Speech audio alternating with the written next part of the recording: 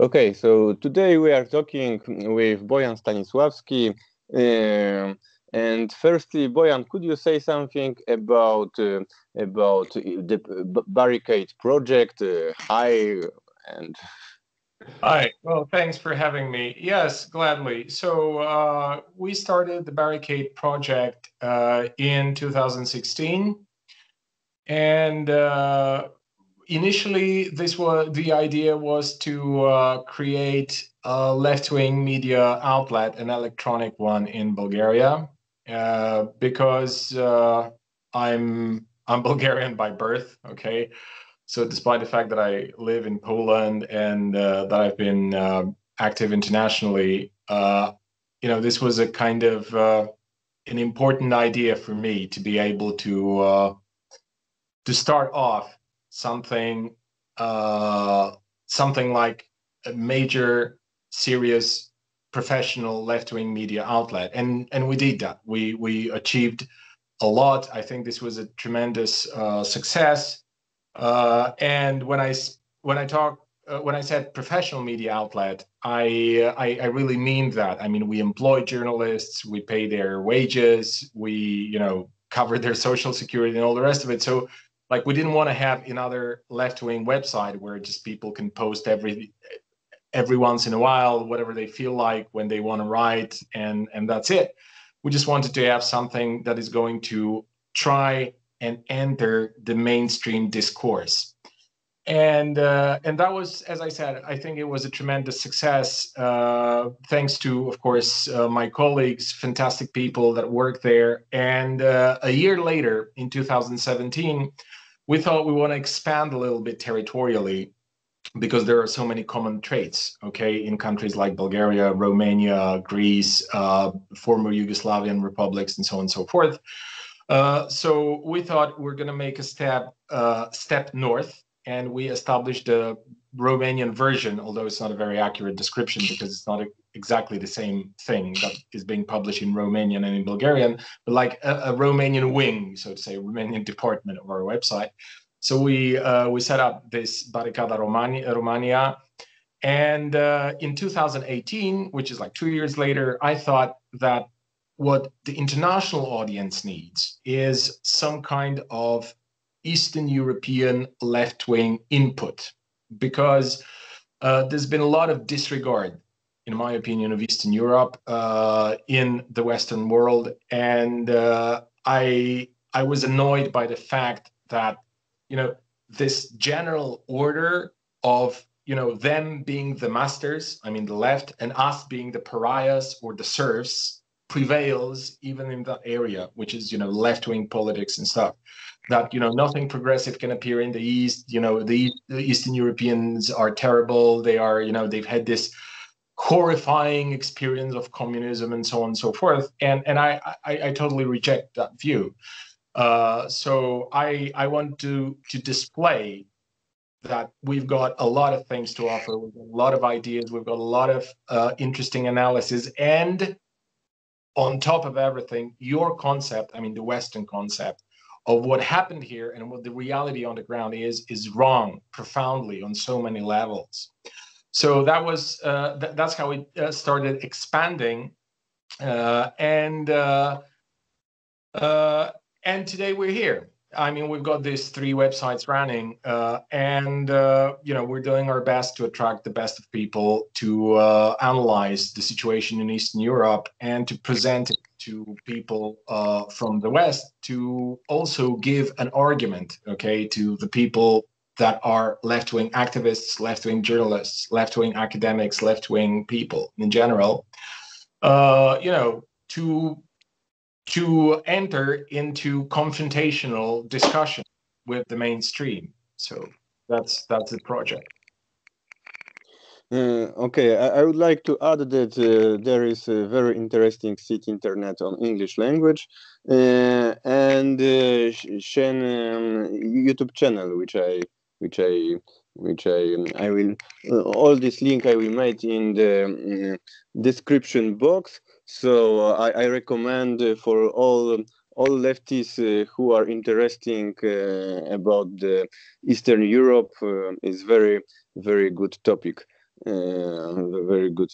Okay, today we will speak. We'll talk about Poland, and I would like to speak with you about Poland because I agree with you that the analyses in the Western world about Poland are not correct.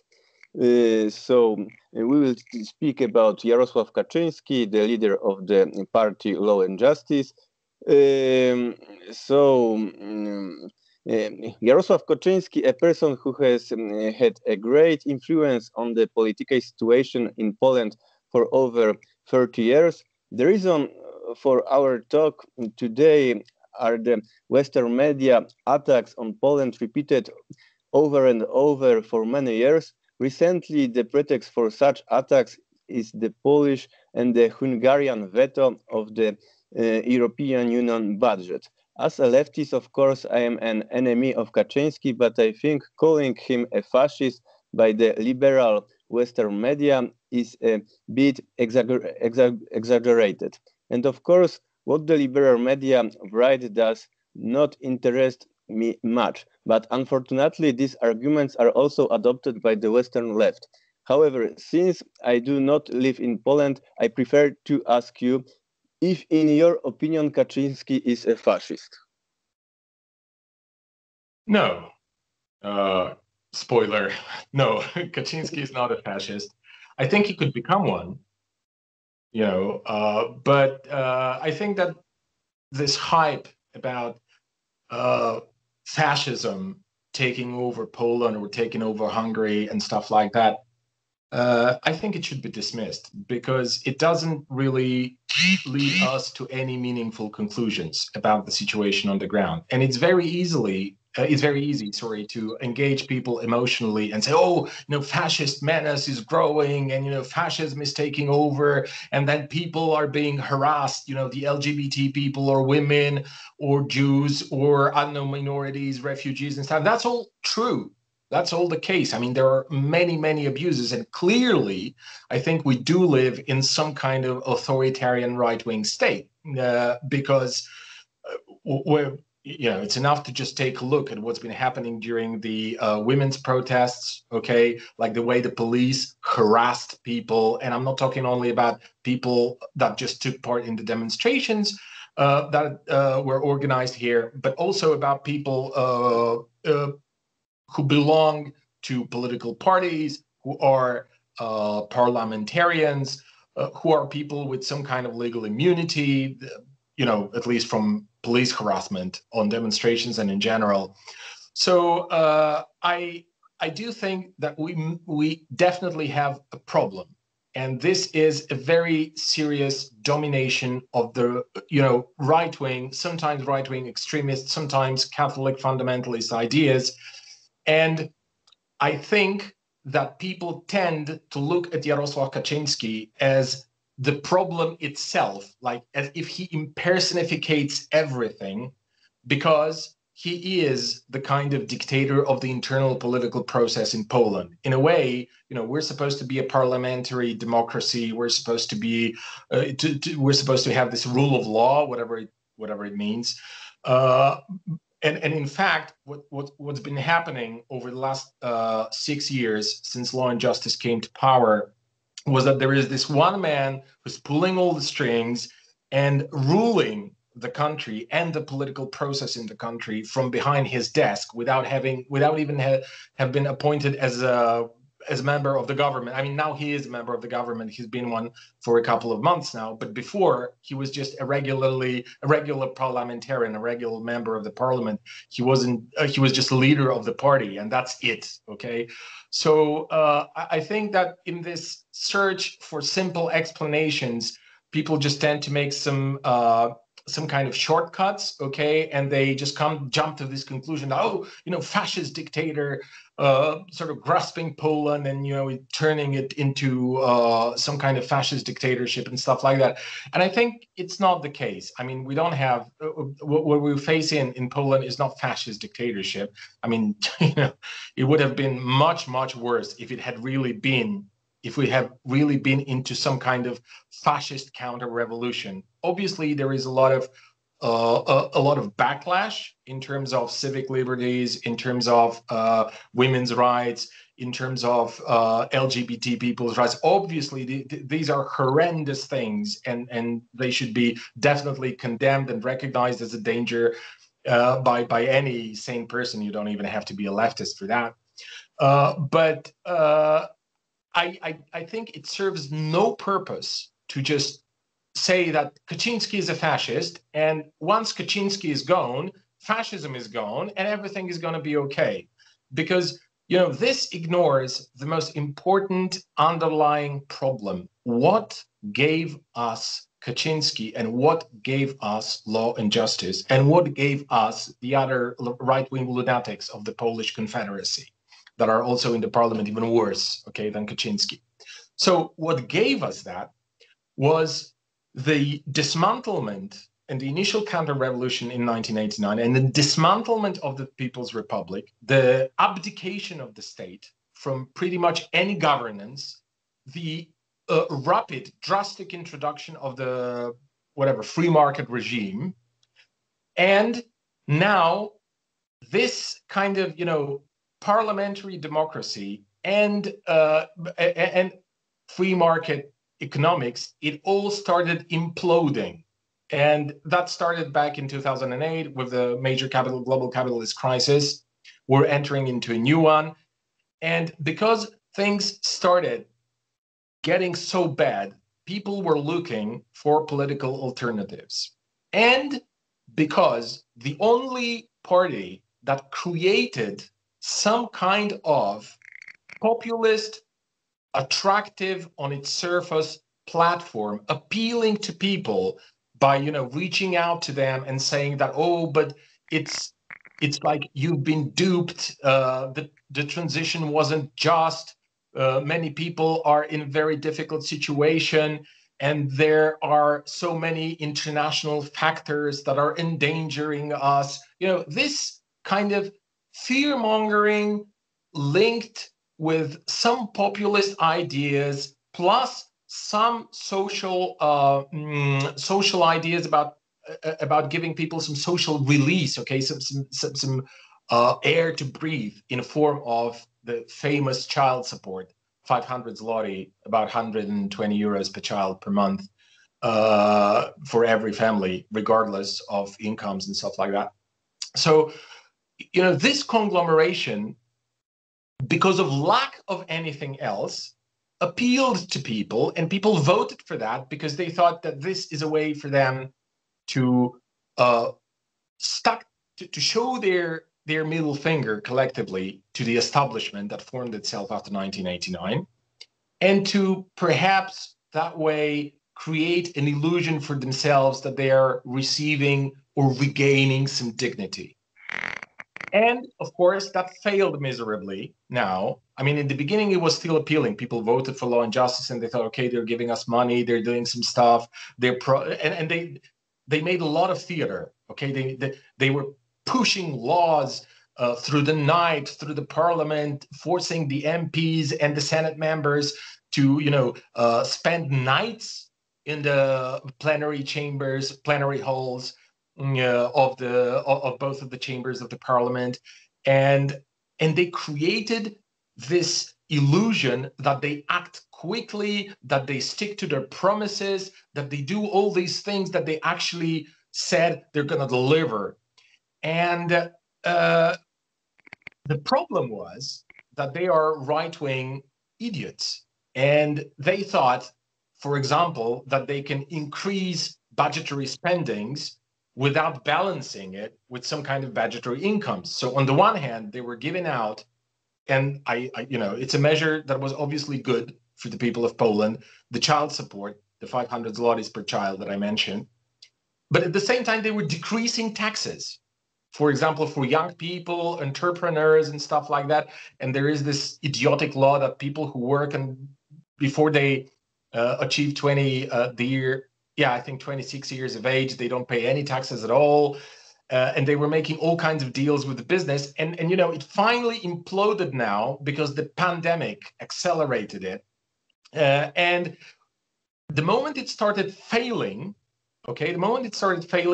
they had to find new ways to appeal to the masses. And because they were not able to offer anything much than this initial 500 zloty in terms of economics, they started hyping up all kinds of symbolic, historical, narrative battles.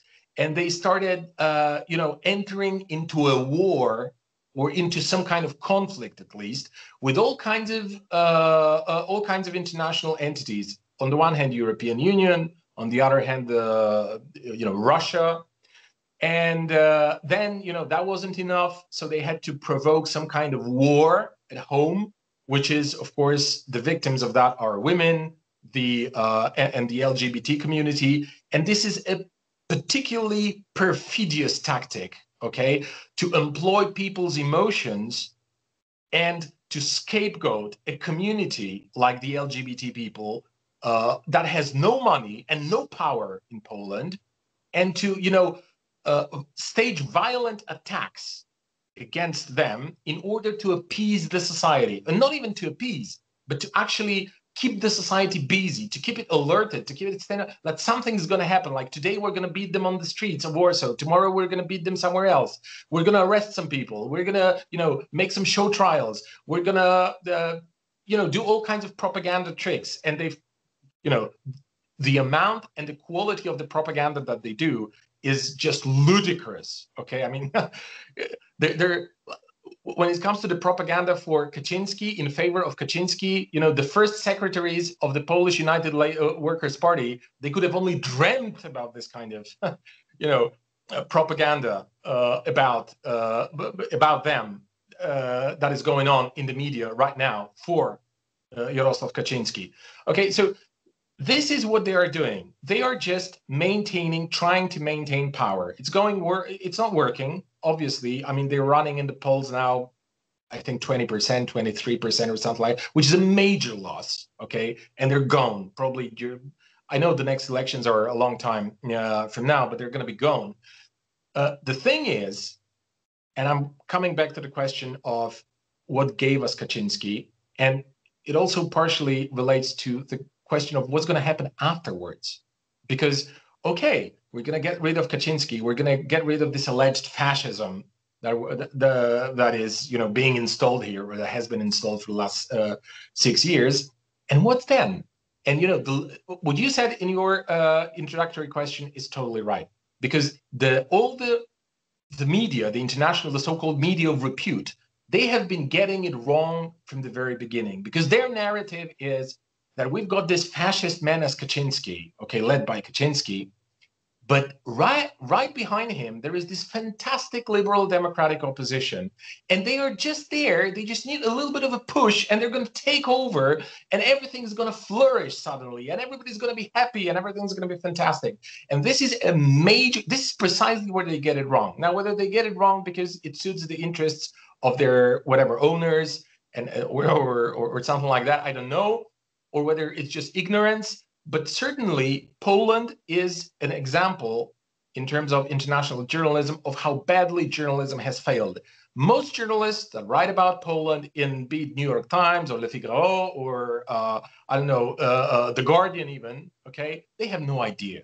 They write like as if they never stepped, here on the ground, and as if they are just getting their news and their analysis and their arguments from people who just belong to this, what they refer to as a liberal opposition. But in fact, it's just another form of conservative oppression and another form of the same regime that produced Law and Justice, which is this conservatives with liberal democratic mantra, okay, flirting all the time with Catholic fundamentalism. And that's the case. That's been the case before Law and Justice, and okay, we're going to get rid of Kaczynski at one point. That's absolutely certain, and it's probably going to happen through liberal democratic mechanisms and stuff like that. But then, what's going to change? What is the offer? Where is the offer of a major transformation that is going to prevent new Kaczynskis from being born out of this. And I'm telling you, the next Kaczynski is going to be even tougher, and it could be fascist then. So on the one hand, I reject this hype that Kaczynski is a fascist and that, you know, he's going to build concentration camps and, you know, put everybody there who don't agree with him and stuff like that. But I do recognize the danger of Kaczynski himself. Plus, I do recognize the even worse danger that the current opposition presents. And in a way, I mean, not in a way, but I don't want to be misunderstood. So I don't think that, you know, it's, I mean, well, let me put it like this. I don't want to say that the opposition is worse than Kaczynski by having said what I said. But what I want to say is that they don't represent anything else than Kaczynski in a slightly softer form. That's the thing. And, you know, having a softer Kaczynski regime after this one falls does not really solve the problem. And the problem in question right now is, why do we have to deal with this right-wing paranoia in Poland? Well, you see, that's because of how things were unfolding since 1989. Okay, thank you for your response. I would like to add that I am skeptic about all this propaganda that Law and Justice is the fascist party, because of the situation in the 2015 when Law and Justice came to power, and they started started ruling, and we had big demonstrations against the government, which are organized by the liberals who are ruling Poland for 8 years, and Donald Tusk, who was a leader of the Council of the European Union, it's him who started to loudly said that in Poland now we have fascists. But why he said this? He said this because many people in civic platform was people in the corruption and other things like that. Some Donald Tusk was accused of for the question of the Amber Gold and other things.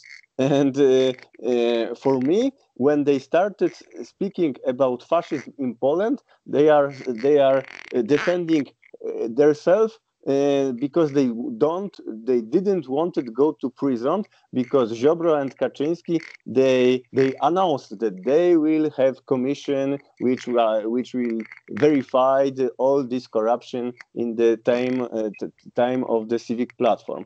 But so they started shouting about fascism in Poland before Kaczynski did something. Now, after 5 years, I can say yes. Okay, we have this evolution, and when we see repression about the women, I can say yes. There are problems. This is a problem. But in 2020, they didn't. They didn't start it, and all Europe shouting fascism in Poland. Yeah, look, so two things here. First, I want to say this, kind of finishing, perhaps, kind of closing the thought, a closing remark on the thought that I expressed previously. I want to say this. It's also not a good idea to shout constantly about Kaczynski that he's a fascist, because it creates an impression that the only thing worth fighting against is fascism. And that's not the case. Like fascism, okay, yeah, fascism is a terrible thing and it has to be fought. But there are other appearances and there are other right-wing regimes that we also have to combat, okay? And that's, at least that's how I see it, okay? And that's how I feel the left should perceive the situation. So it makes the impression as if Kaczynski, if he wasn't fascist, then what? Then it would have been okay. Like if he hadn't dismantled the constitutional court, for example, and at the same time he would have, he would have kept installing Catholic fundamentalist culture in Poland, that would have been all right if he hadn't attacked the courts or something like that. So, this is yet another reason to just try and stay sharp, just keep sense of proportion. And, let's not fall into this postmodern kind of idea that words have no meaning and the truth doesn't matter, because it's just not how politics works. So then the second thing, on the question of corruption and the question of prosecution, or the kind of, suspected prosecution by Law and Justice of the people in the civic platform, Donald Tusk's party, and so on and so forth. Now, I think there was a lot of bombastic propaganda about it, and there's been a lot of failure about it. The failure is not as visible because of the takeover of the public media by the Law and Justice and the propaganda that they produced over the 6 years now. But unfortunately, it's a terrible failure, which just exactly presents the limits, all right, of any kind of neoliberal right-wing regime, be it Catholic fundamentalist, be it neoliberal one, be it with whatever features. Okay, because look, you pointed out one a major affair, a scandalous thing called Amber Gold, which was like a Ponzi scheme, something like that. I don't want to go into the technicalities of it, okay? But people's lost millions and millions and millions of zlotys, and we're victims of a huge financial mechanism that happened, in Poland, okay, right here. I mean, everybody could see that. It wasn't any kind of conspiratorial, secretive plot. It was just in the public sphere. And they organized Law and Justice, they organized this commission, parliamentary commission, to investigate that. Now, what are the conclusions of that? Because I followed the work of that commission, and I even, I kept fingers crossed for them to actually try and figure out what happened. What were the conclusions? Well, the conclusions were that there was a lot of misbehavior on the part of the state institutions. There was a lot of misbehavior on the part of the tax service, police, prosecution, agencies responsible for aviation, even in Poland. Okay, that's true. But then, in the final aftermath, I want to tell you this: we all knew that. I knew that. I didn't need a parliamentary commission to have their work expanded through, I think, half a year or maybe a year or something. I don't remember even how long it took. But then there was a lot of spectacular interrogations, okay, during the time when that commission was working. But in the final aftermath, we just got to the same conclusion that we had before. The state had failed miserably. And the state had failed miserably not only in this respect. It failed miserably in taking care of people, providing them jobs, securing social support for those in need, and providing proper health care, providing proper accessible and high standard education, and so on and so forth. And this scandal, this scam, okay, that happened around Amber Gold, this is just a minor thing when you compare it in comparison with all the things that I just listed out, okay? Because all these things that I just listed out, they form together a major failure of the so-called Third Polish Republic that is prized, okay, by all those who are the official opponents of Kaczynski. Everything was fantastic. Everything was great. And then this weird incident happened that, stupid Polish people voted for Law and Justice, this stupid party, fascist thing, and stuff like that. And I want to tell you that these people, the liberals, although I must say, I don't think they should be called liberals. They are just conservatives, just not as conservative, okay, or not as blatantly and boldly conservative as Jarosław Kaczynski, but those, the other, the Civic Platform, the Gazeta Wyborcza, the camp of the Third Polish Republic. So they kind of believe their own propaganda to an extent that they become ridiculous. Okay, I remember having at the beginning of that year, I had a discussion with one of their public discussion with one of their prominent representatives, a Polish journalist, Jacek Żakowski. Okay, he's a very important, fundamental writer for the official professional opposition, okay, of Kaczynski. And he said it. It's on record. You can see it on YouTube and other places. He said that he thinks we should actually make a turn towards non-electoral democracy, because there is this anthropological factor. That's exactly, I'm quoting from him, okay? Anthropological factor, meaning, he didn't use exactly these words, but that's the bottom line. People are stupid. People don't understand about politics. People don't understand what is valuable and important. People have no idea about everything. It's better when we have this managerial class, that people that know better, it could be academics, it could be journalists from Gazeta Wyborcza, it could be people that are, sent from the European Commission or something. All this bureaucracy is fantastic. It's great. And it's going to give people, all the needs that, it's going to meet all the needs of the people. And if the needs are not met and people protest, then people are stupid and don't understand what they should need. Okay. So, these kind of people are today being put on the pedestal by the international media, by the international establishment, like the European Union one. Like Donald Tusk is one of the favorites of Angela Merkel, obviously. Okay, she fixed him the job as being the leader of the European Commission. Fantastic. He's got great prerogatives. He can open and close the meetings. Fantastic, great, and he receives a huge salary for that. And these people, they have all these utopian, liberal, neoliberal ideas about how the society should be managed. And they have a lot of loath and a lot of,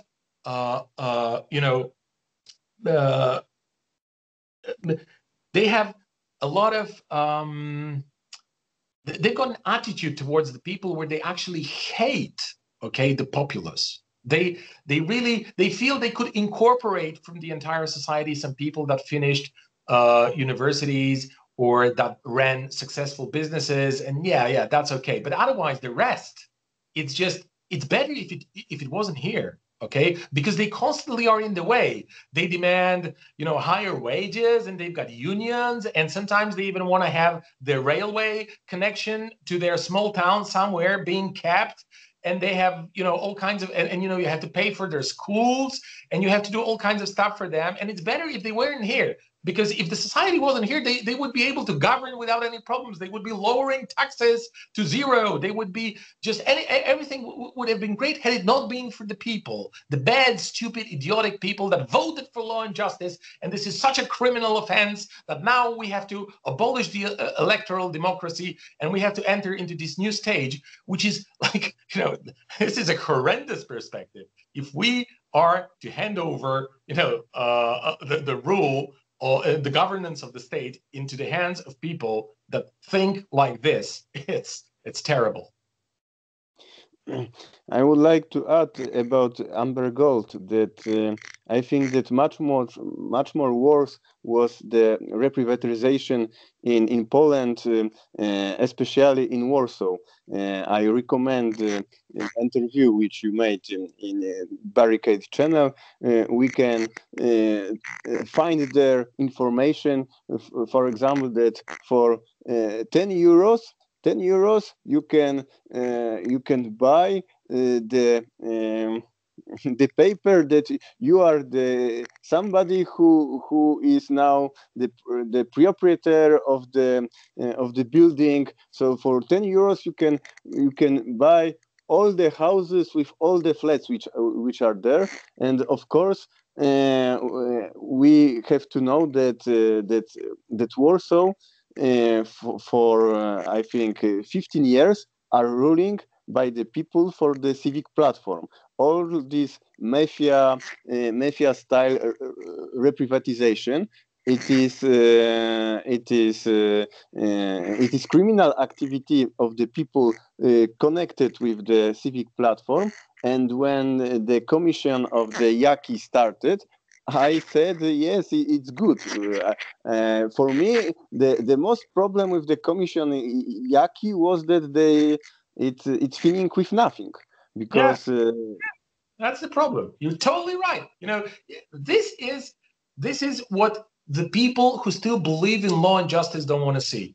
Okay, and people that's law and justice transformed itself over the period, especially over the period of the last 2 years, in some kind of cult, especially for those who keep sticking to it, like as if nothing happened here, and it's a very problematic thing, probably for people who invested their emotions and their political will and their future in a way, okay, by voting for law and justice. They invested in this party, and it's very difficult for them to probably comprehend, okay, how miserably falling this political entity is. But it's exactly the thing. Law and justice fixed nothing, okay? Please, I mean, they have made some strides forward, and they were measures which were good for the working class, like the child support, like increasing the hourly wage, and I'm totally for it, okay? And I've applauded the government when they did that, okay? Although I got a lot of, like many other leftists in Poland, I got heavily criticized because of that, and I was called, the agent of law and justice and stuff like that. That's pure nonsense, okay? But law and justice, they do a lot of bombastic movements and a lot of spectacular shows, and they obviously know how to do that. But this is how it all ends, okay? I mean, they created this Amber Gold Commission, nothing. They created Patrick Jaki's commission, okay? He is now a Euro parliamentarian, nothing. Like, so, the intentions perhaps behind creating this sort of investigations, despite the fact that, it might have been just revenge, okay, on the civic platform or whatever, or some kind of bad PR for them. I'm not sure. I don't want to go into the psychology of it, but the social intention, so to say, or maybe the social outcome, expected or announced social outcome, political outcome, was good, and it was to be applauded. And if they only had actually done this, they wouldn't have been in the position that they are in right now, that they have to constantly wage internal cultural, emotional wars in order to maintain power. Because this is how I've been feeling, living in Poland for the last 6 years, like on a rotten swing, like on a children's playground. It's a rotten swing. And it started a long time ago, by the way. And I think they crafted and they mastered this art, if you can call it that way, of emotionally disbalancing society all the time. It started with Smolensk, okay, and with the disaster in 2010. And then they saw that there is a potential actually in the society to divide it on these metaphysical lines. Like, some people are going to literally believe that the Russian president assassinated 96 Polish officials, okay? And some other people are not going to believe this. Instead of just referring to science, okay, and just say, like, these are the facts, here is, like, I don't know, organizing press conferences or, I don't know, webinars, seminars, whatever, right? And just explaining it to people. And they knew that this is something that they can use. And they've been, they've been doing only that for the last couple of years. And the problem with this model for them, okay, is that, you can do that for a long period of time, but not forever. Like, because people have some mental capacity, and they will just, they're just going to fall. They're just going to say enough. And they're not going to be able to keep up with that any longer. And the protest of women was a fantastic manifestation of that. The Strajk Kobiet and so on and so forth. It was the biggest gift. Okay, I just turned 40 2 months ago. And it was the biggest gift for my 40th birthday that I could have ever imagined, because it shows not only that you cannot do that endlessly, but it also shows that all these efforts that were put down, a lot of efforts, a lot of money, a lot of propaganda, a lot of political organizing into making the Catholic fundamentalist thinking the dominant part of the Polish culture failed. 30 years of efforts on the part of Law and Justice, and before that on the Civic Platform, and partially even the Democratic Left Alliance, the Social Democrats in Poland, it failed. What they are dealing with right now is the most anti-clerical generation ever in the Polish modern history. And that's fantastic. Now, the movement died out, and it's mostly because of the ignorance of the leaders, but that's another conversation. So it's just that Law and Justice was using, in my opinion, all those things that you mentioned, like prosecuting or declaring that they're going to prosecute people behind the restitution mafia, or people that were covering up for Amber Gold, this financial scum. These declarations were good and they were very appealing, but they were only declarations, as the reality proved it. And that's it. Okay, I prepared many other questions, but we are short of time. So I will jump to the question which is the more important for me. Could you compare the balance of the Social Democrat ruling in 2001-2005 with the Law and Justice in the question of the social politics? I would like to set four things. First, which we speak is the program of the helping of the childhood 500 plus, but we have also the decision which for me is the more important. It was the decision of the President Duda, who reduct of the retirement age. And I would like to say that he was the only one in all the European Union who he have reduction of the age of the retirement, because the tendency in all the European Union is the it's more long. First thing, it is the closing of the supermarket in the Sundays, and four, it is the making bigger the minimum wages. So could you compare this with the politic of the Miller, Hausner, Belka before Law and Justice came to power in 2005?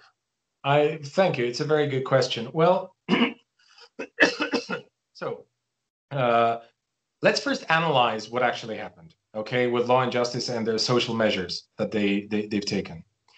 I want to say that definitely all the four things that you've listed out are positive, and anyone could have done that, anyone should have done that, and it's stupid, on the part of the Civic Platform, or on the part of the Democratic Left Alliance, that ruled before Civic Platform's 2 terms, that they haven't, because Law and Justice told them, look, it's so easy. You can just write off some money here, write off check there, and it's gonna work.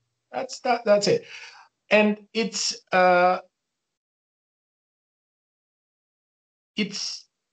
better that it happened than if it hadn't happened. Of course, that's 100%. But on the other hand, look at it like what actually did happen in terms of the final outcome. The final output of all of this. We've got 500 zlotys child support every month, and stuff. That's very good. Now we have a slightly higher minimum wage, and we have a slightly higher hourly minimum wage, which is very important because many employers, they kind of bypass the minimum wage by employing people per hour and stuff. So that was also good. And we have the reduction of the retirement age, or the lowering, right? And something else you mentioned, sorry, I forgot at the moment. But, you know, all these things, unfortunately, they are not something that has actually brought about a lot of, in the final aftermath now, a lot of release. Like, of course, the 500 zlotys, that was very important because it was combating, you know, it was very helpful, particularly for families with many kids and stuff. That was very important. But then, you know, the pensions, the retirement, everybody can play with that. I'm amazed. I'm amazed at the fact that Law and Justice, sorry, not Law and Justice, but Civic Platform and the Democratic Left Alliance have not played with that. Because are you really expecting any pensions in this system? Are you if you're 30 or 40 or 45, do you really expect someone's going to give you any pension? I mean, you got to be crazy. Like, look what happened in 2008. Look what's coming. Like, everything's going to, you know, the destruction of the world capitalism is so bad that even if you're going to receive any pension, it's just going to be peanuts. We're all going to be working till we drop. That's the perspective that global capitalism draws in front of all of us.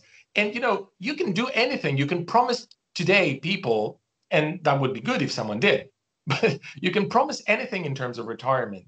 And, you know, what do you know what's going to happen in 20 years?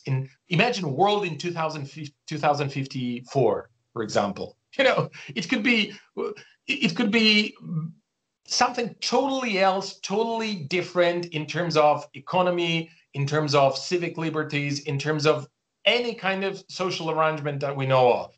Especially that we're now in the pandemic and the lockdowns, and you know, many people hope that there's going to be some return, as they call it, back to normal. I think that's very naive. There's not going to be any back to normal. But that's, again, a different conversation. So you see, they did this. They did some measure. They've taken some measures here and there. They've raised the minimum wage, and that's good. Of course, that should happen.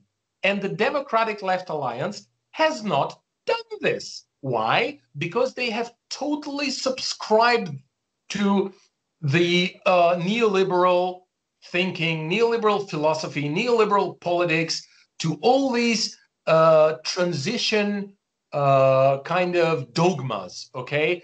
And the transition dogmas, the transition, I mean, transition from socialism to capitalism, that's what I refer to when I say transition.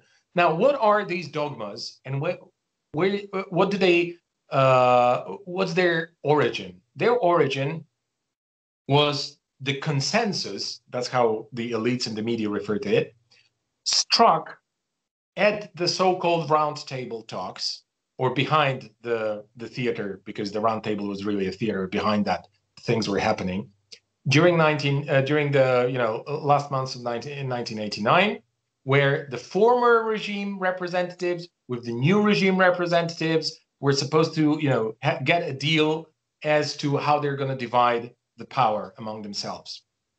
And a few consensuses were made at that time. One consensus was, we always prize the transition. We never allow in the mainstream any word against that. Everybody has to be for it. Everybody has to cheer all the time, and so on and so forth. So that was in terms of propaganda, the consensus. The second consensus was that no social support, total dismantlement of the social welfare system that existed in Poland before 1989, and no one mentions, okay, in their right mind, that we could have anything like this. If it comes up, we not only reject it, but we laugh at it, okay? And I had that experience many times, you know, being a leftist in Poland in the late 90s and the beginning of the century. You know, you would go to a TV studio and you would say some kind of social democratic ABC, like, you know, higher taxes for the rich or some more money for the poor, statuses and stuff, like, you would be laughed at, okay? Like you just fell from Mars or something like this. Then the third consensus was the foreign policy, which means total subordination to the United States. no exceptions. Whatever Washington says, we do that. We never discuss it. We never want money for it. And now Law and Justice took it to the extreme. They want to pay for Fort Trump. Well, there ain't going to be any Fort Trump, obviously, but they wanted to pay for Fort Trump, and they wanted to posture against Russia. They did, okay, posture against Russia in order to sort of satisfy some American geopolitical interests. So they took it even to the extreme. But that was the third consensus, and the third or the fourth, sorry, I've lost the count, I get easily distracted. But the next consensus was that no trade union activity. If any trade union activity occurs, we immediately repress it. And there's been a very, very heavy repression, okay, against the labor movement, the structural labor movement, the institutional labor movement, the labor unions in particular. And because the Democratic Left Alliance was part of that deal and was part of signing that consensus, of developing that consensus, the bottom line was, we're going to have a right-wing regime in Poland. That's the bottom line, okay? And they've had it. The only thing they were able to contradict, okay, the right-wing narrative was that, for example, they kind of pretended that they would oppose the church on some issues, like abortion, for example. Although they weren't really able to do anything because, which is no excuse for them. I'm not trying to excuse them. I'm just saying that they weren't really able to do much, except for this one period between 2001 and 2005, when they thought that they're going to do it later. But their financial ministers, their civil servants that were dedicated to management of the economy, they just continued what Leszek Balcerowicz, the architect, as they like to refer to him, of the Polish free market reforms. They should be called deforms. When I hear about reforms, I get my hair raises because you never know what kind of disaster is behind it. But they just continued this. He destroyed the Polish economy. He destroyed the Polish industry. He destroyed the public services. He made lives of millions of people miserable, okay? He created mass poverty in Poland, all right? And then, these people just continued that. And then we had this government in the late 90s. I think they were elected in 1997, which Kaczynski, well, not that Kaczynski, his brother actually, who died in Smolensk, used to be a member of that government.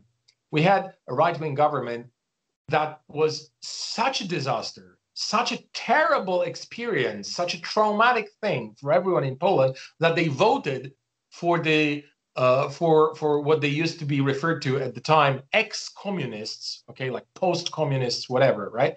That's what they were referred to, the Social Democrats in the past. They voted for them massively in 2001 or 2000, I think 2001, giving them even better leverage in terms of parliamentary presence than Law and Justice has now, okay? But instead of actually trying to do something, they've just continued the same policy, and they had no other ideas. They had no other offers, because they just think this is the way to go, okay? With some exceptions. There are some people, okay, who are in one way or another linked to the Democratic Left Alliance and do not agree with this. One of them would be Professor Kołotko, okay, a Polish economist who is speaking very vocally, okay, against all this disaster. Although he partially, I have the feeling, contributed to that in the mid-90s. But anyway, maybe he has had a change of mind or something. I don't know. Doesn't matter. What I'm trying to say is that there are some people, individuals, that are criticizing that. But the majority of the party and the leadership of the party, they thought that this is the way to go. And they went with this agenda. So I, of course, think that if you compare the social measures that were taken or taken away really during the government of the Democratic Left Alliance and Leszek Miller, okay, and Marek Belka in particular and stuff, with some modest social measures that were introduced during the initial period of rule of law and justice. Obviously, law and justice wins this race. Obviously, there's there can be no speak. I mean, it can hardly be disputed. But we should also look, in my opinion, at the left and at law and justice and at politics with a little bit of a broader perspective. Look, left-wing politics, okay, is not just raising the minimum wage. And I hate this. I mean, the left has been campaigning on minor things like, we're going to give you, we're going to raise your minimum wage, or we're going to, I don't know, do something like this, some small thing here, some small thing there. And, Law and Justice proved that you don't need to be a lefty to do that. Even the conservatives can do this. So this is not, this does not exhaust the question of being left-wing. Of course, left-wingers should be for higher minimum wage, but this is just the beginning. Like, where is your program? Where is your platform? Where is your appeal? Where is the romanticism of your political communication?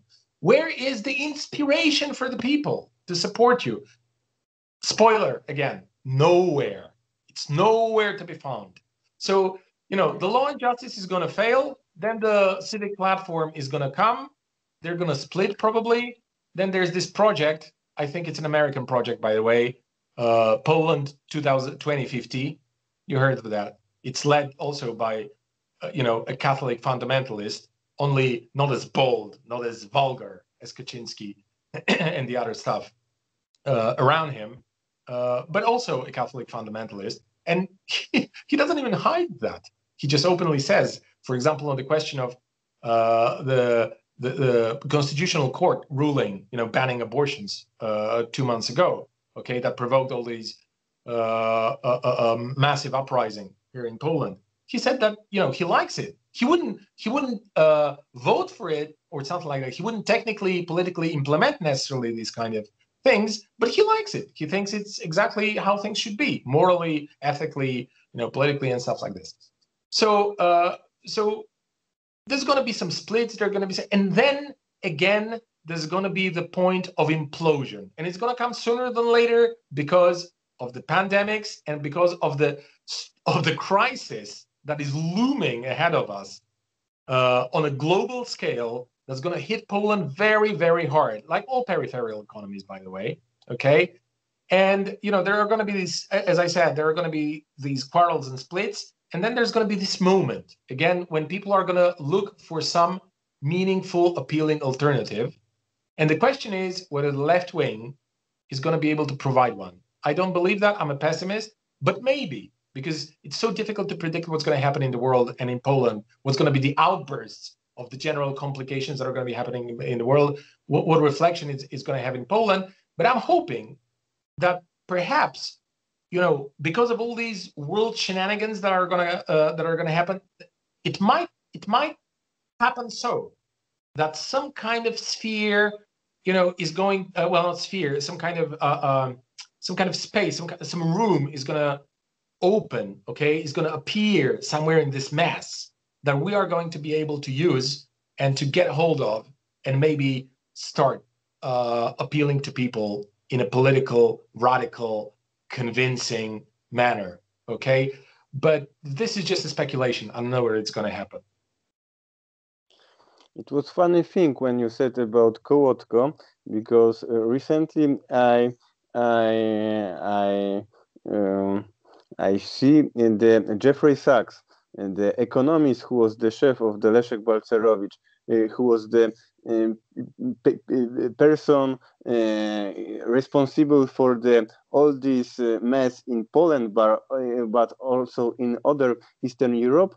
Now, after 30 years, he is the advisor economic of the Bernie Sanders, and now he is since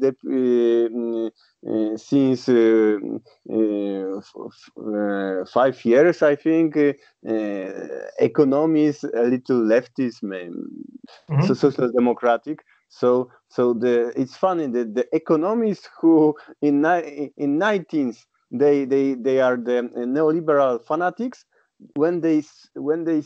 now see what happened with the politics which they are made, they changing opinions. So it's fun. Yeah. I think it's funny. Well, it's not funny that well, look, it's funny that it happens, okay? But really, those people, they should be in jail. I mean, this is fucking criminal. Like what happened to Eastern Europe.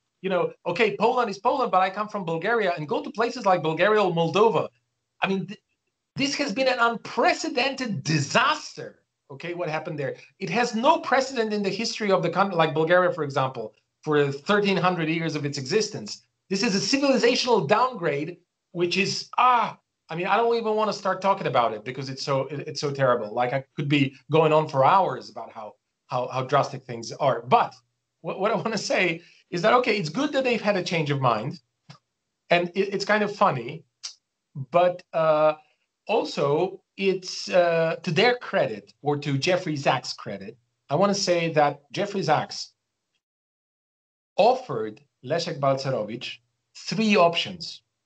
One of them being shock therapy, the other one being the kind of mild, slow, evolutionary, but very slow. I mean, it was like about 30 years, I think. That was the time span put there. Transition to some kind of, liberal, democratic, capitalist economy. And then the third was social model, like in the Scandinavian countries. Okay, and in fact, what Jeffrey Sachs said many times, and it's on record, you can see that again on YouTube and other places. He said that they offered this third model, the shock therapy, only in case the Polish would have chosen the social democratic version in order to pull them a little bit to the center and to make sure that they actually choose the milder version, the kind of in-between one. But the Polish authorities shocked him when they just came forward and they said, yeah, we're going to go for the worst one. And he said that it was very strange, but he said, okay, if you want to do that, if you can manage this, fantastic, please go for it. So to his credit, it's not like he's exactly the architect. I mean, he's not exactly the person to blame. It was just one of his offers that he never thought, that was put there for strategic reasons, not to be implemented really. But then, the Polish, they were so hyped up by this that they thought they're going to go down that road. So it's funny, as you say, on the one hand, but it's criminal what they've done. Their past record, they should go. They should be put into some kind of international court of law, and I think they should go to jail for the genocide that they caused in Eastern Europe. But Kołotko is not, for me, important persona in the Polish public sphere because he refers to Jeffrey Sachs, but because he refers to China, and he has been a very strong critic of the meaningless criticisms against the Chinese model. And he never went as far as to say that, for example, China's economy is some kind of example. But he's been saying for years now, or decades, that the Chinese model is something that we might want to look at and perhaps learn from. And why is it important? I think much more important than his references to Jeffrey Sachs, because Jeffrey Sachs offers capitalism. He wants capitalism with a human face. Then in the past we wanted. We had socialism with a human face, now capitalism with a human face. I think these human faces, they should finally, fall as masks, and we should just have and things should play themselves out as for what they are. But I think this is a very important reference to China, because China, in terms of economy, can really be a very important reference point, and particularly for the left. And because not because the fundamental global successes that they are now probably going to outcompete soon the United States as the major economic power, but because of the economic plans and the planning of the economy in a much better, different way than it used to be planned in the past in the old Soviet camp. Okay. because instead of planning the prices, just to put it very simplistically, they are planning investments, and that's the key difference. And thanks to being able to control, okay, the commanding heights of the economy, to use the Marxist jargon, in a planned, rational manner, they can enjoy all these successes, and also they can contribute globally. They can contribute to the global trends, which we recognize as good trends. For example, the elimination of poverty. And many people, particularly in the Western media, would go like, "Oh, you see, liberal democracy is good, liberal democracy is fantastic," because so many people were lifted out of poverty in the last 20 years or 30 years, something like that. That's true, mostly in China. That's the situation. And of course, they conveniently skip that. But the fact that Kowalko is constantly referring to China as a place to look for inspiration in terms of economic management, I think this is very important, and I'm really glad for him doing this. It's something that I personally find very valuable. Probably his opinions in terms of economy in Poland are much more valuable than anyone else I've heard in the past 20 years. Okay, thank you, Boyan. I recommend one more time channel the Barricade. Many interesting information in English language about Eastern Europe and what. Well, I hope we meet again. I mean, we just began a conversation. Yes. We have to try to show them all the world that Eastern Europe it is not what is showing in the Western propaganda that. So we conservatism, people don't liking gay people. I know that mantra. It's also yes. okay. It's just, I mean, I hate this, and I will tell you more. This is the colonial attitude of the West towards us. We have been totally colonized. Our economies, our industries, our public services, all services have been destroyed on the demand of the West. The West has colonized us, uses us, and the role, particularly when you look at the European Union, the role that they have assigned to us is to immigrate to their countries and to, clean their hotels, to wash the dishes at their restaurants. That's the position that they want to put us in, okay, in the final aftermath, because they have so much contempt for the East. And also, this has to end. I mean, this Western obsession, and particularly it has to end on the left, because, this is a bit like, well, it's like the Proud Boys. The Proud Boys are these lunatics in America, okay, who support Trump and are right-wing extremists, okay? And what's their slogan? What's their main slogan? West is the best. That's what they shout on their demonstration. So, we really don't want to have so much in common, okay, with the Proud Boys. We want to develop some other independently thought out platforms and slogans and motives and so on and so forth. So absolutely, you're totally right. I think Eastern Europe has a lot to offer to the world in terms of culture, in terms of all kinds of aspects. Okay, and also in politics. By the way, I just to use that kind of advertising leverage that you're giving me today, we had a very interesting conversation with a Bulgarian-born American academic, left-wing socialist person, who discusses, among many other things, on our YouTube channel, discusses about how the Bulgarian left, because I said he's Bulgarian-born, can offer much more to the American one than the American one could offer in any case to us, okay, or to any Eastern European left in the final aftermath. So yeah, thanks again for the conversation. It was great, and I very much want to come again on your program and to finish the conversation about Poland, plus, to elaborate on other important stories in Eastern Europe. Okay, see you next time, and thanks you. Thanks. Stay healthy.